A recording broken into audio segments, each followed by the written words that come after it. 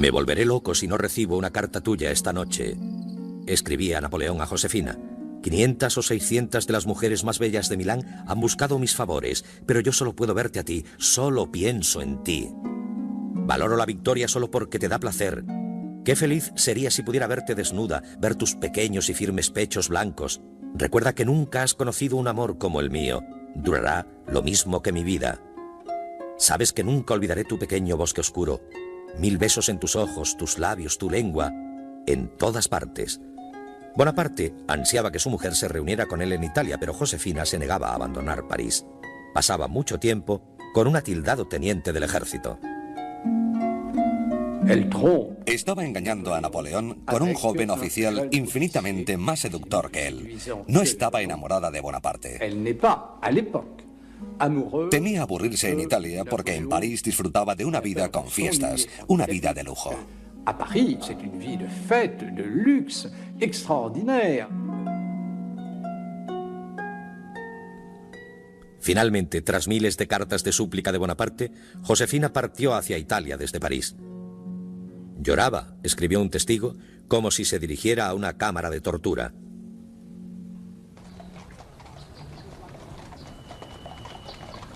Llegó al Palacio Serbelloni de Milán para descubrir que su marido lo había llenado de flores en su honor. Allí pasaron juntos la tercera noche de su vida de casados. Tras 48 horas, Bonaparte regresó a lo que mejor sabía hacer: luchar. El ejército austriaco, con nuevos refuerzos, seguía siendo una amenaza. Bonaparte inició unos aplastantes ataques.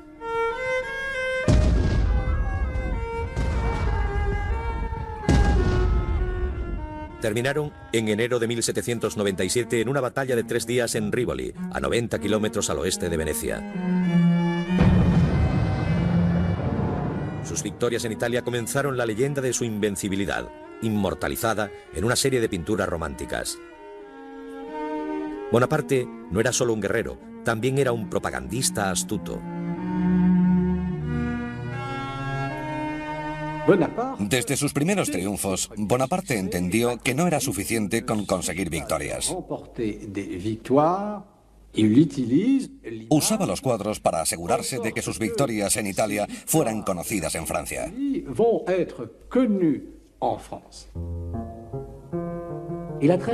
Entendió que el arte era también un medio de propaganda. Tras una de sus victorias, ordenó pintar un cuadro. Dictó el tema, el trazado de los personajes, incluso impuso las dimensiones del marco. Il va même jusqu'à imposer les dimensions du cadre. Desde el primer momento, Napoleón se dio a sí mismo una imagen. Creó su propia historia. Fundó sus propios periódicos. Francia y el ejército de Italia y el periódico del ejército de Italia, que se encargaban de exaltar sus victorias. El propio Bonaparte escribió algunos artículos. Quedó escrito: Bonaparte vuela como un trueno y golpea como un rayo. Bonaparte vole comme l'éclair et frappe comme la foudre.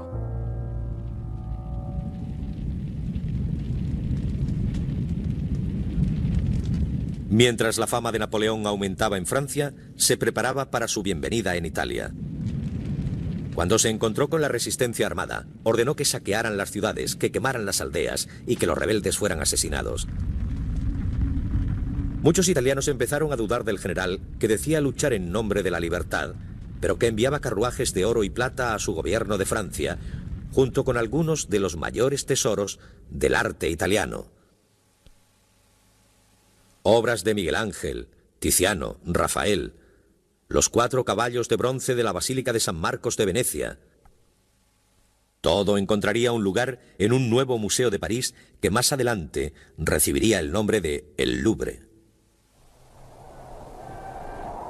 Mientras gobernaba Italia, Bonaparte nunca dejó de perseguir a los austríacos. Solo 2 meses después de su victoria en Rivoli, les condujo hasta el norte de Italia, cruzó los Alpes hasta llegar a la propia Austria y el 7 de abril de 1797 se encontró a 110 kilómetros de Viena. Sorprendidos por el avance del ejército francés, el emperador austríaco pidió la paz.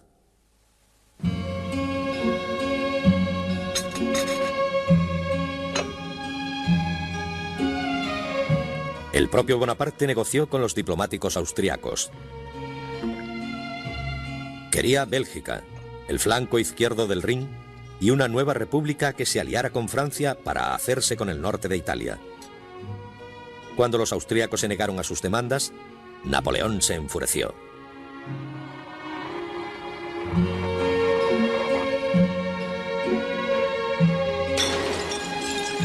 Tiró al suelo un juego de té de valiosa porcelana. «Esto es lo que le ocurrirá a su imperio», gritó. «Su imperio no es nada más que una doncella acostumbrada a ser violada por todos».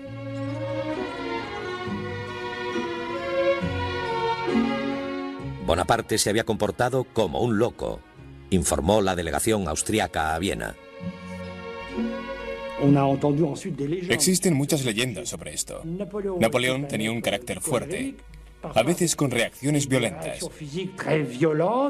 Y cuando las negociaciones se demoraban demasiado, Napoleón se ponía nervioso. Empezaba a pasear de un lado a otro, golpeaba una pequeña mesa y tiraba al suelo el juego de té.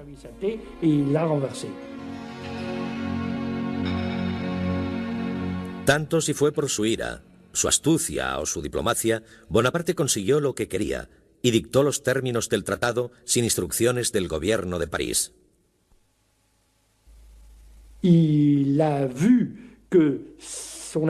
Se dio cuenta de que su inteligencia y sus aptitudes eran más que las simplemente militares. Se había convertido no solo en un gran general, sino también en un posible hombre de Estado. Todo el mundo se dio cuenta de esto, no solo en Italia, sino también en Francia.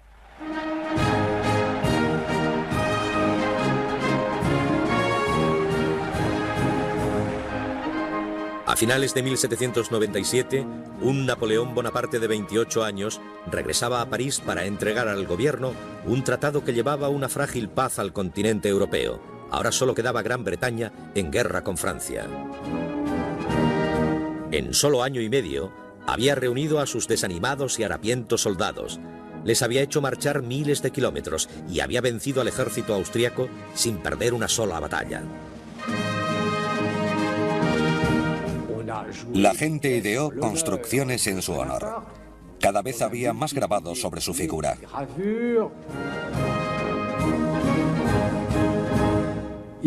Era un héroe nacional.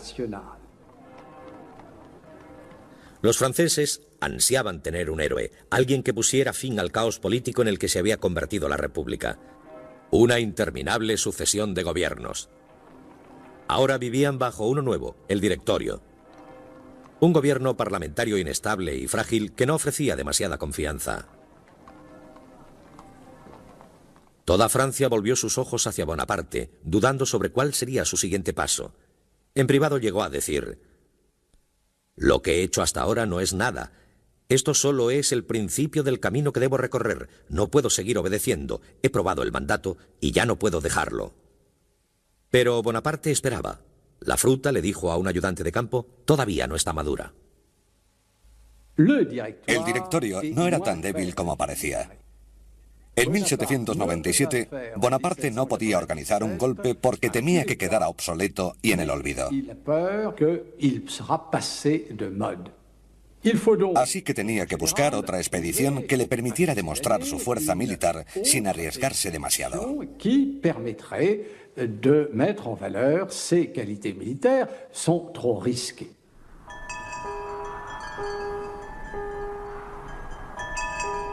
Mientras Bonaparte esperaba el momento adecuado para tomar el poder, puso sus ojos en nuevas victorias en el exótico Oriente. Eludió a la flota británica y el 1 de julio de 1798 desembarcó en Egipto con 35.000 soldados. Francia seguía en guerra con Gran Bretaña y Bonaparte esperaba cortar las rutas de comercio británicas con la India.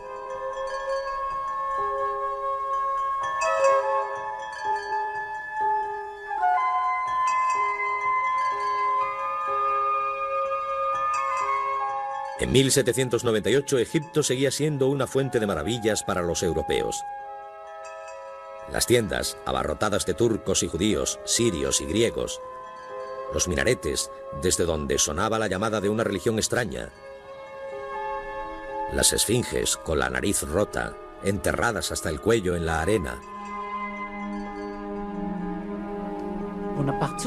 Bonaparte se encontró en un país de leyendas, de mitos y con una gran historia. Pero fue una locura por su parte, porque todos los cálculos militares de la época decían que era imposible que un ejército europeo conquistara Oriente.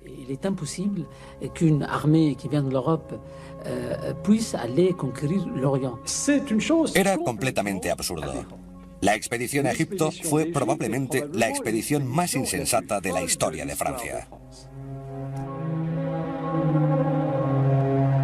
Rápidamente Bonaparte conquistó Alejandría. Y el 3 de julio lideró a sus soldados cruzando el desierto hacia el Cairo, hacia una batalla amenazadora. Durante siglos, los egipcios habían formado parte del Imperio turco, gobernado por los violentos soldados del Oriente Medio, los mamelucos.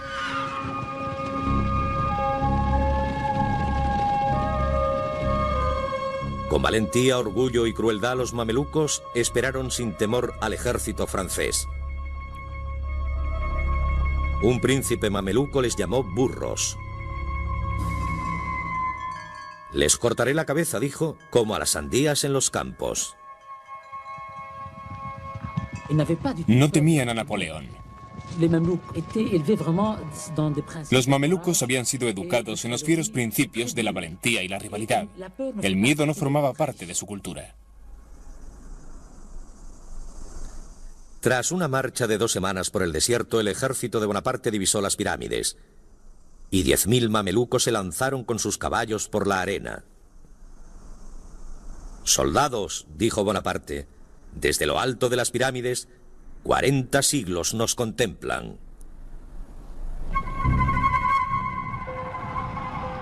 Los mamelucos cargaron. Se dice que empezaron como relámpagos y llegaron como truenos. Los mamelucos eran magníficos, espléndidos. Sus caballos se levantaban, se erguían. El propio Napoleón reconoció su valentía. Los hombres de Napoleón permanecieron en formación y aguantaron el fuego hasta que los mamelucos se acercaron a 50 pasos de sus filas.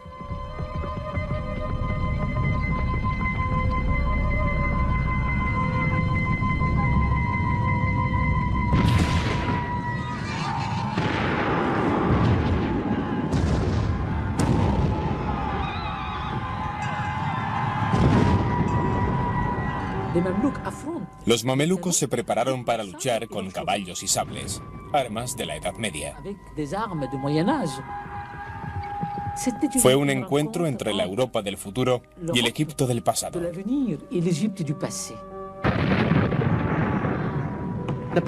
Napoleón organizó su ejército en 5 gigantescos círculos. Había hombres de rodillas y de pie disparando para que el fuego fuera continuo. Los mamelucos se lanzaron contra los círculos y atacaron las posiciones francesas.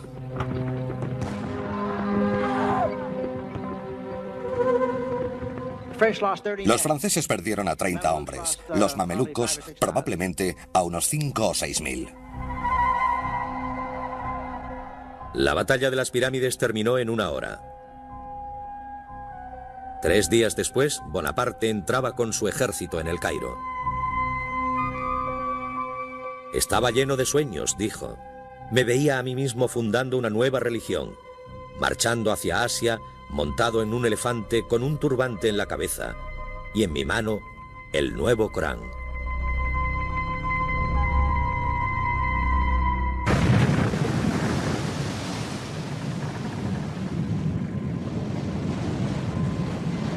Pero los sueños imperiales de Bonaparte se hicieron rápidamente añicos. El almirante inglés Nelson capturó a la flota francesa anclada en la costa egipcia y la hizo pedazos. Bonaparte y sus 35.000 soldados quedaron atrapados en Egipto.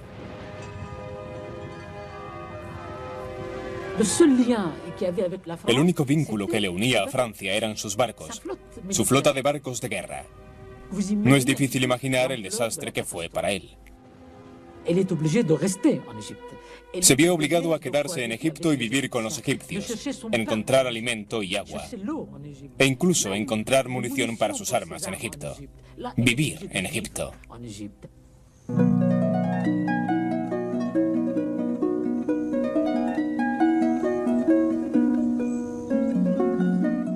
Mientras Bonaparte estaba aislado en Egipto, su mujer se compraba una nueva casa.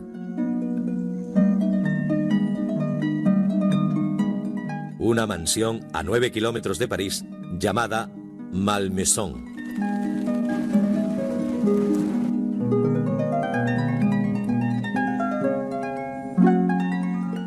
Allí Josefina disfrutaba de cientos de hectáreas de jardines, bosques y campos,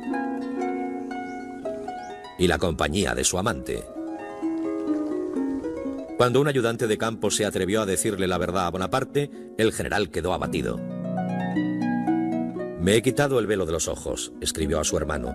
«Estoy cansado de la grandeza. Todos mis sentimientos se han secado. Ya no me preocupa la gloria. A los 29 años, estoy cansado de todo». Furioso, tomó a la mujer de uno de sus oficiales como amante. Sus amigos la llamaban la Cleopatra del general. Aislado, Bonaparte permanecía firme. Instalado en un palacio del Cairo, se imaginaba a sí mismo como un potentado oriental siguiendo los pasos de Alejandro Magno. Llegó a Egipto a la cabeza de un ejército y de repente se encontró a sí mismo a la cabeza de un país. No era solo una nación, se trataba de Egipto.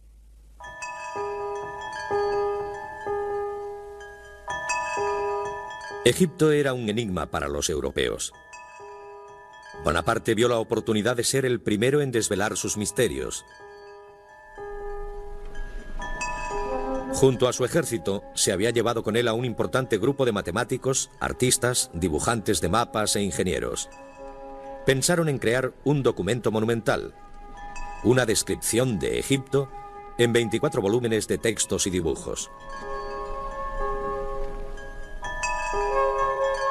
Estudiaron a los cocodrilos y a los ibis, la música y las momias. Inspeccionaron los templos y las tumbas, midieron las dimensiones de las esfinges. Un científico descubrió una nueva especie de lirio de mar, otro pez desconocido del Nilo. El descubrimiento más importante fue una piedra negra con unas inscripciones en forma de puzzle. La piedra Rosetta sería la clave para descifrar los jeroglíficos egipcios. Los monumentales volúmenes que fueron publicados por los científicos que acompañaron a Napoleón a Egipto fundaron las bases del estudio de la egiptología de hoy en día. Napoleón escribió: «Las verdaderas conquistas, las únicas que no dejan resentimiento, son aquellas que han sido conseguidas por la ignorancia».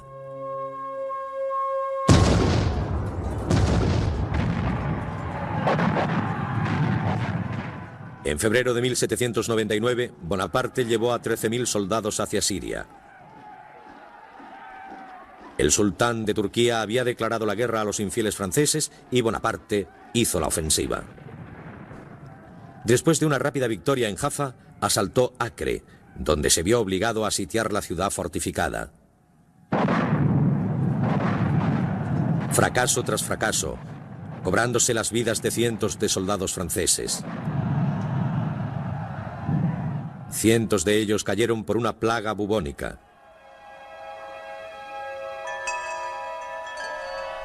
Bonaparte abandonó el cerco y se retiró a El Cairo con un ejército desanimado de hombres heridos y enfermos. El ejército estaba terriblemente desmoralizado.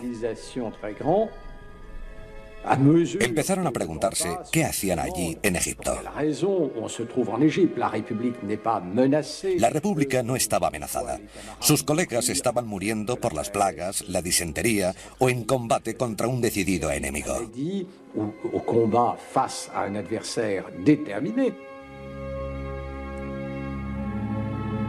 Pero Bonaparte se negó a admitir la extensión del desastre. «Voy a regresar al Cairo con muchos prisioneros y estandartes», proclamó. «Arrasaré las murallas de Acre. No quedará de pie ni una sola piedra». La campaña egipcia fue una auténtica pesadilla para los soldados, pero Bonaparte la alabó en su propaganda en Francia. Los vendedores ambulantes vendían grabados con palmeras, con pirámides, con un general cubierto de plumas que animaba a sus tropas y que masacraba a los mamelucos. Todo esto habla por sí solo de su imaginación.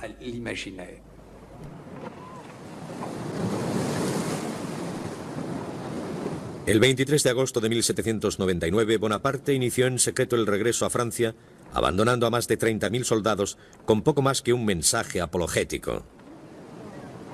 Extraordinarias circunstancias me han convencido para traspasar las líneas enemigas y regresar a Europa.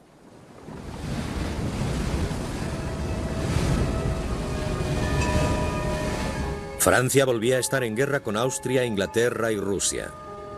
La guerra civil continuaba desgarrando al país. El gobierno de París estaba desorganizado. Ya existían rumores de un golpe inminente. Bonaparte soñaba con rescatar a Francia, pero temía no haberse movido lo suficientemente rápido. «Todos estos grandes acontecimientos penden de un hilo», dijo a un ayudante de campo. «Creo en la suerte, pero el sabio no abandona lo que puede ayudarle en su destino».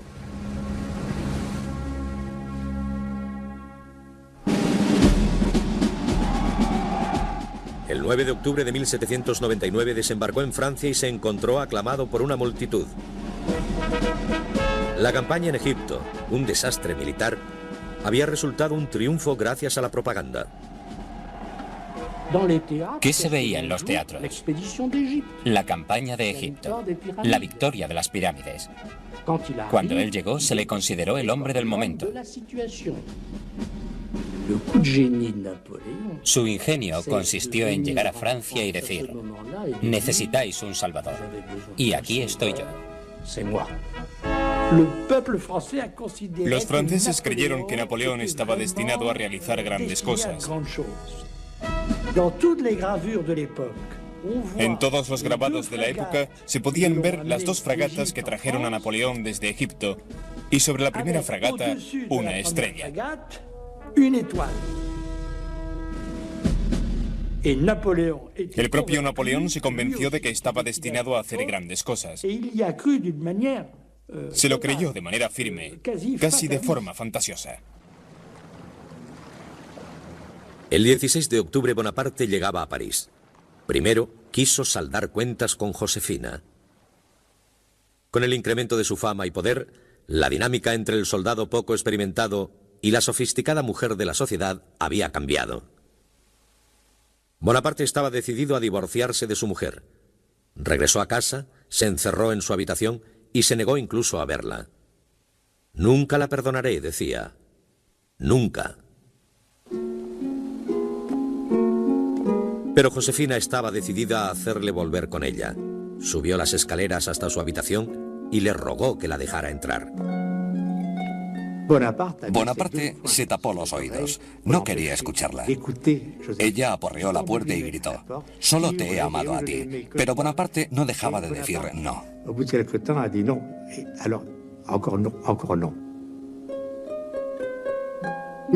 Napoleón se vio obligado a oír a su mujer llorando, implorándole y jurando que no lo volvería a hacer, prometiéndole que nunca más volvería a ocurrir, rogándole que abriera la puerta.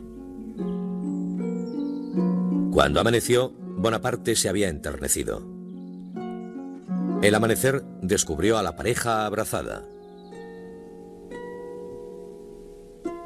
Josefina nunca más volvió a tener un amante, y mientras Bonaparte insistía en que él la amaba más que nadie, mantuvo relaciones con otras mujeres.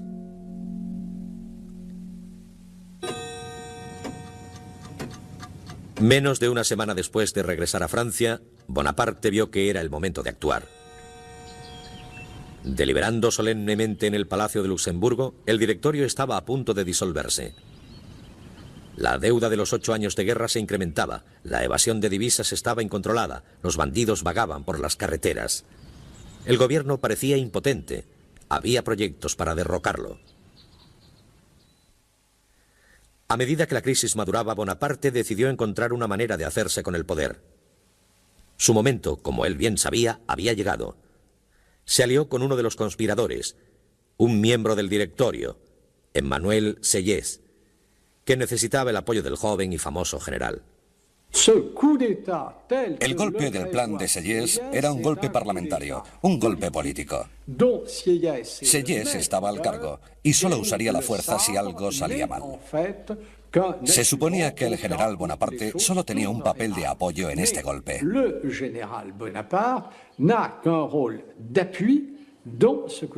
Sieyès mantuvo una actitud fantástica.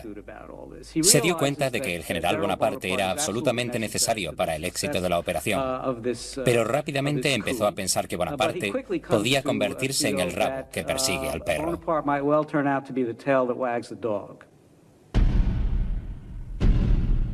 El 9 de noviembre de 1799, Bonaparte y Sieyès pusieron en marcha su plan. Una de las premisas más simples era que el Parlamento se quitara de en medio. Ellos votarían un gobierno provisional que empezara de nuevo con la redacción de una nueva constitución. Esperaban no tener que sacar las bayonetas y que nadie resultara herido. Para que el golpe tuviera un aire de legitimidad, Bonaparte y Sieyès querían que los legisladores les votaran. No querían compartir el poder. Bonaparte contó con la ayuda de su hermano Lucien, que había sido elegido presidente de la Cámara Baja de la legislatura como resultado de la popularidad de su hermano. Pero Lucien se sentía impotente para convencer al Consejo de que disolviera el Parlamento. Se encontraron con una auténtica oposición. La oposición insistía en que cada diputado renovara su juramento de lealtad a la Constitución existente, cosa que hicieron. Les llevó más de 2 horas hacerlo. Mientras tanto, los conspiradores esperaban fuera, muy agitados, y particularmente el general Bonaparte, que finalmente perdió la paciencia y decidió que debía intervenir para acelerar el proceso.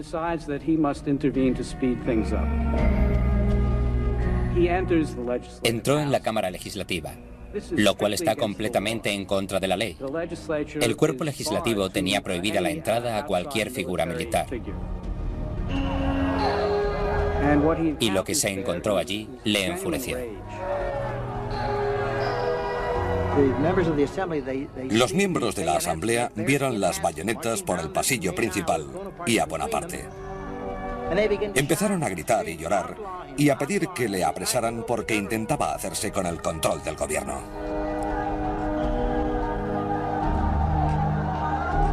Su hermano Lucien dijo: esperad un momento, mi hermano no intenta hacerse con el control del gobierno. Y ellos dijeron: queremos que le cojan.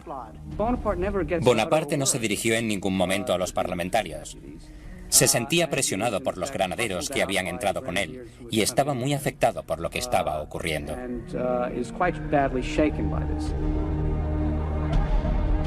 Bonaparte había fallado. El golpe parecía perdido. Su oportunidad de conseguir el poder había terminado. Cuando algunos de sus soldados empezaban a dudar de las intenciones de su general, su hermano Lucien tomó el control de la caótica situación. Lucien vio que su hermano iba a perder su oportunidad. Hizo que sonaran los tambores. Sacó su espada, caminó hacia él, colocó la punta de su acero contra el pecho de Napoleón y dijo: creedme, soldados de Francia, si Napoleón aspirara a tomar el control del gobierno para ser dictador, yo le mataría con mi espada.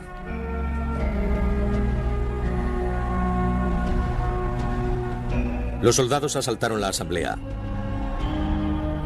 Los legisladores acobardados huyeron, algunos saltaron sin ningún pudor por las ventanas.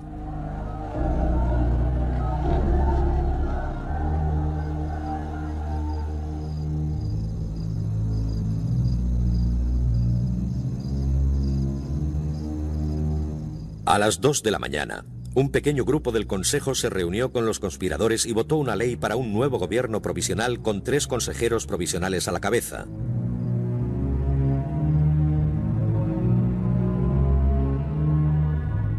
Bonaparte era uno de ellos. El triunvirato era solo una fachada. El golpe parlamentario se había convertido en un golpe militar. Y el hombre fuerte ya no era Sieyès, ahora era Bonaparte.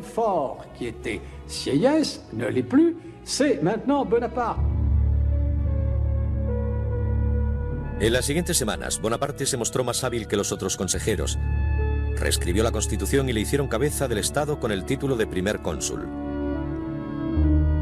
Cuando empezaba el año 1800, Napoleón Bonaparte, con 30 años de edad, era el hombre más poderoso de Francia. La revolución, dijo Bonaparte, ha terminado. Y luego añadió: yo soy la revolución. La revolución estaba a salvo. Era el producto de la revolución. Pero el caos y la incertidumbre de la revolución iban a terminar. La gente debía volver a sus intereses privados. El nuevo gobierno proporcionaría el orden, la estabilidad y la fuerza para que esto ocurriera.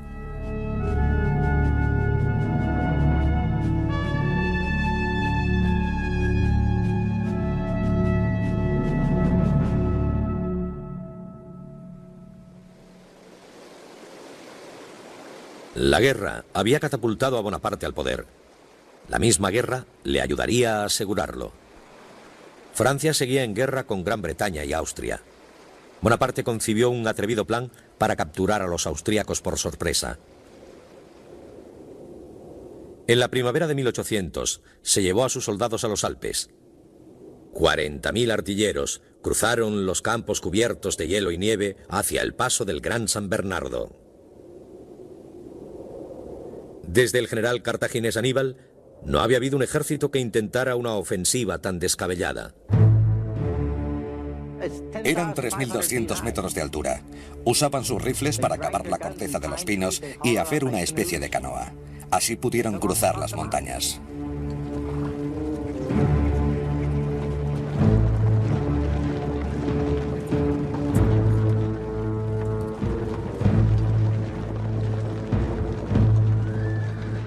El 20 de mayo el propio Bonaparte cruzó los Alpes. Jacques-Louis David plasmó la aventura en su heroico retrato de Napoleón montado en un reluciente semental. Pero lo cierto es que Bonaparte cruzó los Alpes montando una mula.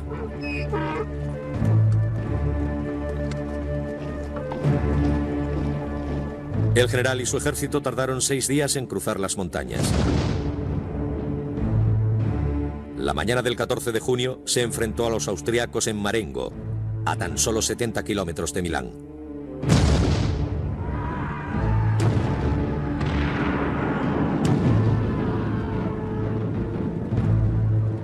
Al final del día hubo 6.000 bajas francesas.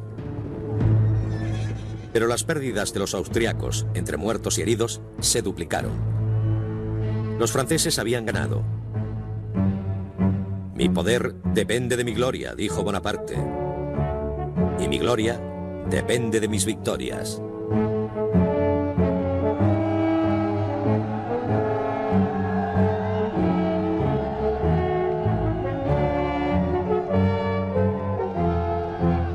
Al año siguiente, el emperador de Austria ordenó un alto al fuego y firmó un tratado con Francia.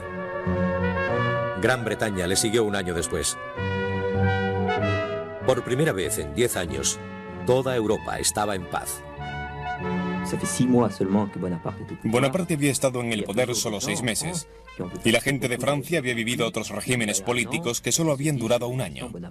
Pensaron que el de Bonaparte tampoco duraría mucho. Después de Marengo, las cosas cambiaron. La gente, al igual que la clase dominante, empezaron a pensar que Napoleón duraría. Ahora Bonaparte intentaba consolidar su mandato. A petición suya, La Constitución francesa fue corregida de nuevo y a la edad de 33 años Bonaparte se convirtió en primer cónsul de por vida con poderes cercanos a la dictadura. Un rey en todos, menos en el nombre. Cuanto más poder tenía, más quería. Y fue escalando paso a paso, nunca de golpe, poco a poco, gradualmente, y siempre mirando hacia atrás y diciendo: recordad que voy a proteger los logros de la revolución, estaréis a salvo conmigo. De alguna manera, Bonaparte resultaba tranquilizador. Era una autoridad suprema, un líder carismático.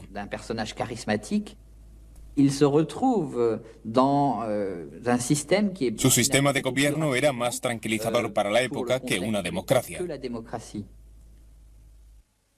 Cuando comenzó el siglo XIX, Bonaparte quiso demostrar que podía gobernar de la misma manera que batallaba.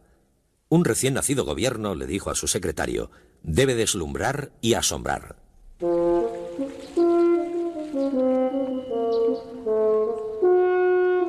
Construyó nuevos parques, puentes y muelles a lo largo del Sena, canales, embalses y carreteras.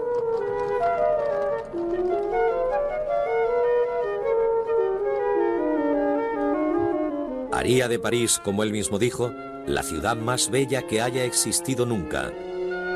Y Francia, el mejor país del mundo. Haciendo una serie de reformas políticas, económicas y legales, creó los cimientos de una nueva Francia. Era un hombre que actuaba a gran velocidad.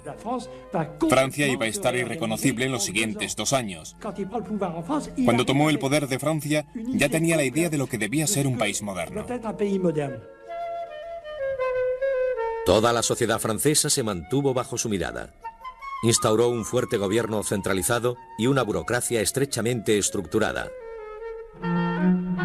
Organizó un nuevo sistema de colegios de secundaria, los liceos. Estableció un banco central, el Banco de Francia. Lentamente la economía revivió, y con ella la prosperidad. Toda Europa se hizo eco de sus hazañas. Los grandes artistas y pensadores de la época, Goethe, Hegel, Byron, Beethoven, vieron en Bonaparte la reencarnación de los ideales y esperanzas de la revolución. Hay que entender el prestigio de Bonaparte como primer cónsul. Era el equivalente en Europa de lo que para Estados Unidos era Washington. Supervisó la codificación de un nuevo sistema de leyes que aboliera los privilegios feudales y estableciera la igualdad de todos los hombres ante la ley. El Código Civil de Bonaparte ha permanecido como base del derecho francés hasta nuestros días. Los derechos y obligaciones de los ciudadanos fue un invento de la Revolución, pero no fue codificado en ningún texto. Era necesario que esos derechos y obligaciones se convirtieran en la base de un gran sistema legal para que la sociedad funcionara de manera efectiva. En 1801 Bonaparte firmó un acuerdo con el Papa, el Concordato, haciendo del catolicismo la religión dominante, pero no exclusiva de Francia. No hacía uso personal de la religión, pero la entendía como un valor político. Si gobernara un país de judíos, decía, restauraría el templo de Salomón. La religión es un material excelente para mantener a la gente callada.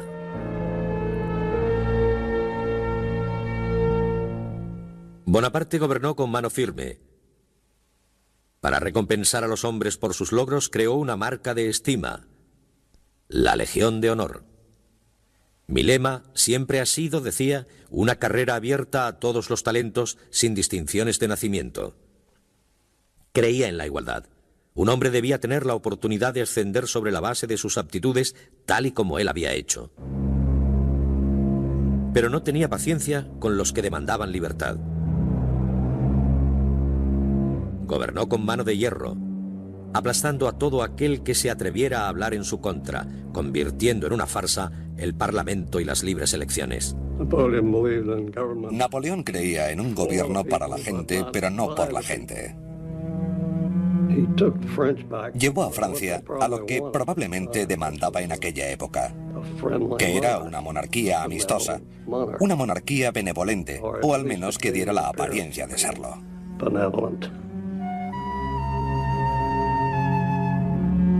La Francia de Napoleón era un estado policial con Joseph Fouché a la cabeza de la policía secreta. Fouché tenía, según se decía, un corazón tan duro como el diamante, un estómago de acero y unos ojos incapaces de llorar. Fouché cumplió las órdenes de Napoleón, cerró teatros y periódicos y mantuvo una vasta red de espías. Si se iba a un salón, había espías. Si se iba a un burdel, había espías, al igual que en todos los restaurantes. En todas partes había espías de la policía. Todo el mundo podía oír lo que se decía. Era imposible expresarse a no ser que Napoleón lo quisiera. La prensa estaba bajo su yugo. Controlaba la prensa. En 1799 había unos 60 o 70 periódicos en París y solo 4 en 1814. He aprendido de la libertad, decía Bonaparte, pero la dejo de lado cuando se interpone en mi camino.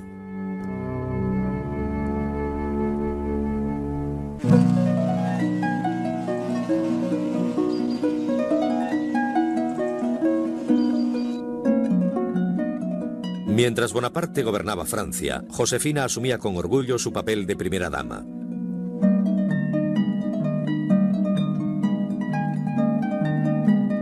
Pero prefería la tranquila reclusión en la Malmaison a los magníficos palacios franceses.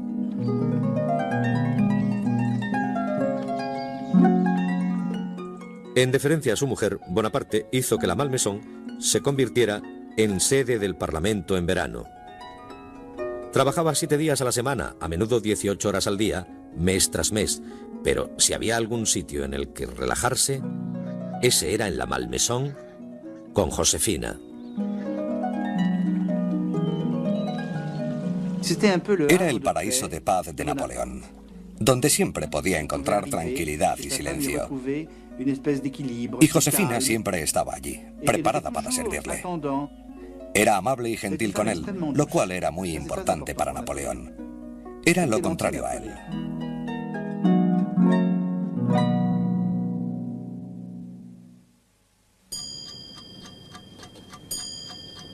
En 1803 Francia seguía en paz y Bonaparte era su dueño absoluto.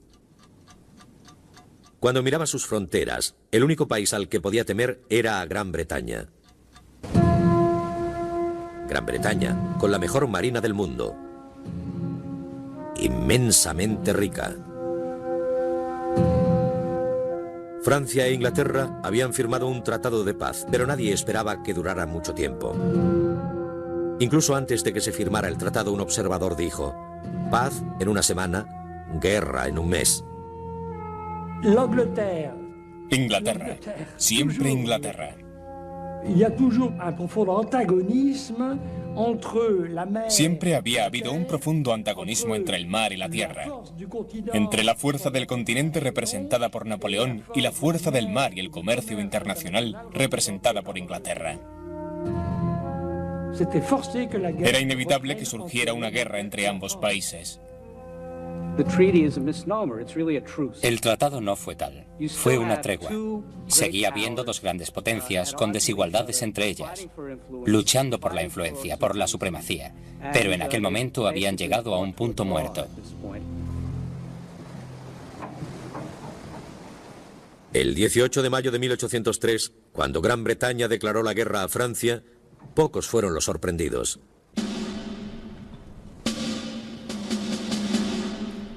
Los dos ejércitos se vigilaban a través del Canal de la Mancha. Ninguno quería arriesgarse a una batalla. Francia, cautelosa ante la Marina británica, y Gran Bretaña, temerosa de enviar soldados a luchar al continente. Pero mientras Bonaparte esperaba y disponía sus tropas, su confianza en sí mismo y en su estrella permanecían inamovibles. Sus victorias ya habían conseguido que Francia fuera más grande que nunca. Era el hombre más temido de Europa y su autoridad seguía sin ser cuestionada. Con 34 años de edad, era tan poderoso como cualquiera de los Borbones que le habían precedido. Todo lo que le faltaba era una corona, y decidió que quería una. Él deseaba ser rey. Pensaba que por haber conseguido tantas proezas, Francia debía de ser considerada como un imperio, con Napoleón Bonaparte como emperador. Esto le pondría al mismo nivel que otros grandes monarcas europeos. No sería un advenedizo, estaría a su mismo nivel. Como primer consejero parecía tener todo el poder que necesitaba, excepto por una cosa importante. Quería que su régimen durara. Il a tout, sauf quelque chose d'important, la pérennité, la durée. S'il meurt, tout ce qu'il a fait Si moría, todo lo que había conseguido moriría con él. veut donc assurer. Para crear un imperio, quería estar seguro de que lo que había hecho perduraría. Mais c'est surtout par là le moyen de. Era una manera de decir que los cambios ocurridos con la revolución tenían que ser irreversibles. Sont irréversibles.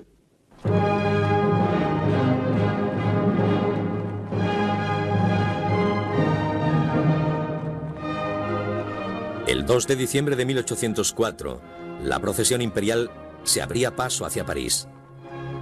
Una proclamación del Senado y el voto de la gente, ambos amañados por el propio Bonaparte, le habían proporcionado lo que quería. Estaba a punto de convertirse en emperador. En cuanto un hombre se hace rey, se aparta del resto de los hombres, decía Bonaparte. Siempre he creído que la idea de Alejandro Magno de aparentar descender de un dios estaba inspirada en el instinto de la auténtica política. A pesar del frío, medio millón de entusiasmados espectadores se alinearon en las calles. El propio Bonaparte había planeado meticulosamente cada detalle. La gran catedral, adornada con banderines y tapices y decorada como un templo romano, parecía más un teatro que una iglesia. Pero Bonaparte quería que su ascenso brillara con una aura religiosa. El Papa había venido desde Italia para santificar el acontecimiento. Il a le coup de génie. Tuvo el ingenio de conseguir que el Papa fuera a París, Le pape. lo que le daba un aire En sagrado. quelque sorte, le sacrement. C'est Dieu qui indique que Era Dios el que confirmaba que los cambios que habían ocurrido durante la Revolución quedaban establecidos para siempre.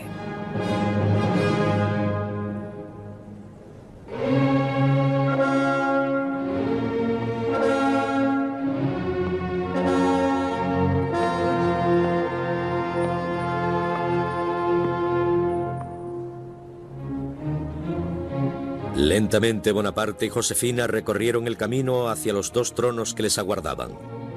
Su manto de 40 kilos, adornado con joyas y piedras preciosas, era transportado por sus hermanos. Parecía, tal y como dijo un espectador, un César en una moneda romana. Algo más de 10 años antes, los franceses habían decapitado al rey. Ahora iban a coronar a un emperador. Nacido en medio de la gran marea de la Revolución Francesa y las guerras que siguieron a esta contienda, Bonaparte había cambiado su ingenio como general y como hombre de Estado por el dominio de Francia. Pronto volvería a la conquista de Europa. Ya estaba planeando la invasión de Gran Bretaña para hacerse dueño de la única nación que se atrevía a retarle.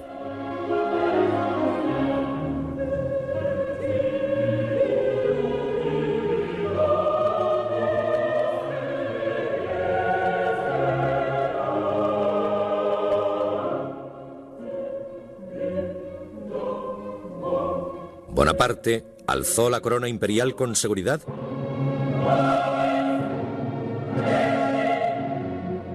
y la colocó sobre su cabeza.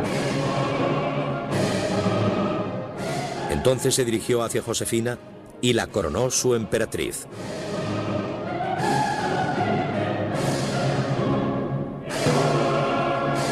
Soy el instrumento de la providencia, dijo Napoleón. Ella me utilizará mientras yo cumpla sus designios. Después, Me romperá como a un cristal.